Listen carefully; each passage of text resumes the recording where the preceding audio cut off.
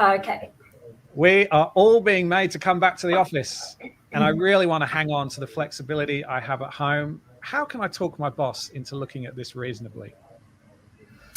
So I think the first thing is all your bosses should be thinking about what flexibility looks like going forward. And if they're not having that conversation, more fool them. But I think, when we looked at what our return to office plan would be for TBWA, we thought about flexibility in a range of different ways. So in the first instance, we did hear lots of commentary around, I want to be able to only be in the office 3 days a week and do 2 days from home, for example. But we decided instead to redefine what we meant by flexibility. So flexibility at TBWA is based on the task rather than the time. So if we look across all of the tasks that are performed in creative agencies, absolutely collaboration sits front and center of what we do, but there are just as many individual tasks that can be performed. So we have had instead conversations with all of our team to say there's certain aspects of your role that you can absolutely perform independently, but then there are other aspects where you really need to make sure you are contributing as a team in a face-to-face environment.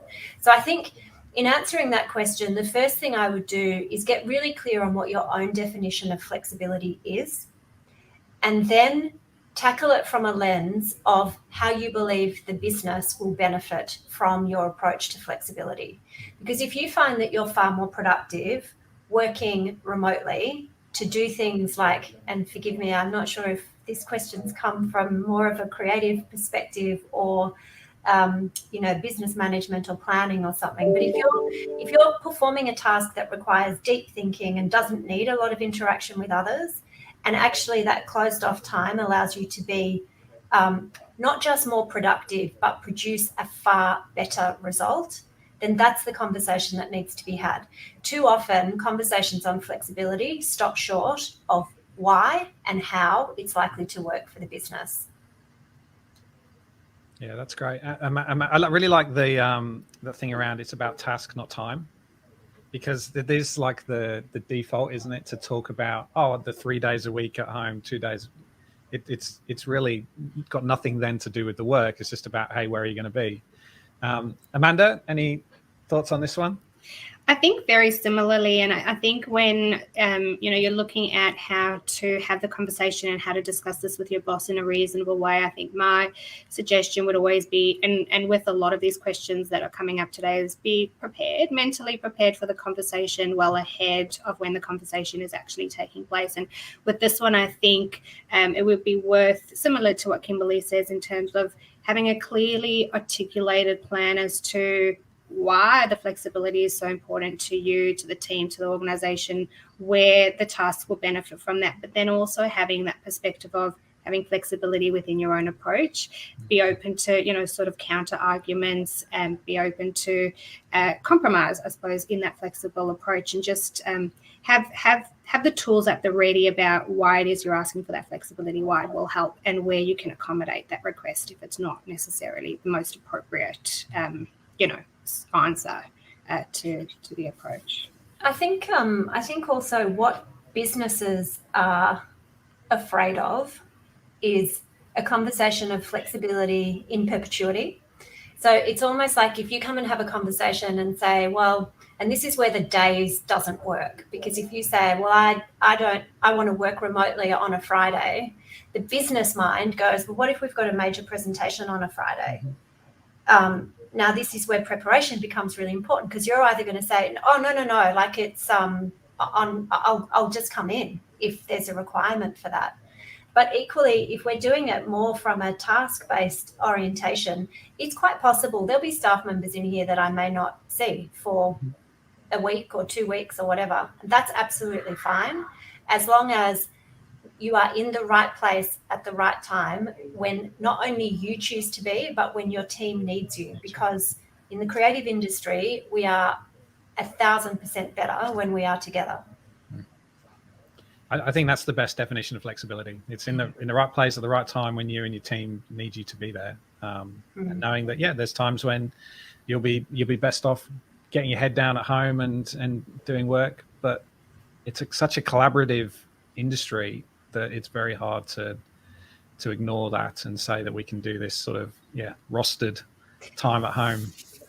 Yeah, the other thing that I'd just call out in relation to that, be really mindful. So from a leadership perspective, what concerns me personally the most at the moment is reinvesting back into our culture, because we've been able to maintain still a really great culture in this remote working environment, but it is not the same. And, I was talking to the team earlier, this sense of joy that we have when we are riffing off each other, or, when we're just kind of ideating and building, and it's all this kind of, it's nuance, and it's the surprise element and the spontaneity that comes when we're working on creative ideas.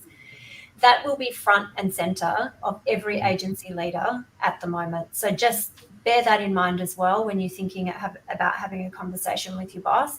Be kind of, in some respects, almost put yourself in their shoes for a minute and kind of project what sort of questions or what sort of concerns you think they may have, and then get on the front foot in the way that you choose to put forward your position. Yeah, that's great. You solve so much together with people when you're in the same room. So this room for the last, 12 months has been bare. And last week we had 2 sessions in here. This is just at home, invited people over, and the wall's full of Post-its. We got so much done. We cracked ideas, and you forget. It's easy to forget if we haven't done it for so long, just how much you can get out of that collaboration. So it's also the light and shade in your day. I think that's really what I mean when I talk about the joy. We are all totally maxed out. I have not met anyone in the industry that hasn't, when I say how are you, hasn't responded with the word exhausted. But I think that's also because the level of work itself, what I'm constantly kind of ruminating on is, has it actually increased, or have we just put ourselves under so much, is it different pressures and different forces at play that have almost kind of illuminated how we're really feeling? I don't know, but I think when you've got colleagues around you and you can walk, you can stand up from a problem, walk out, see a different face, have a quick conversation, come back, you'll solve the problem. I think people energize people, and what I'm learning in the work that I'm doing with clients and across various different industries is it's that blend.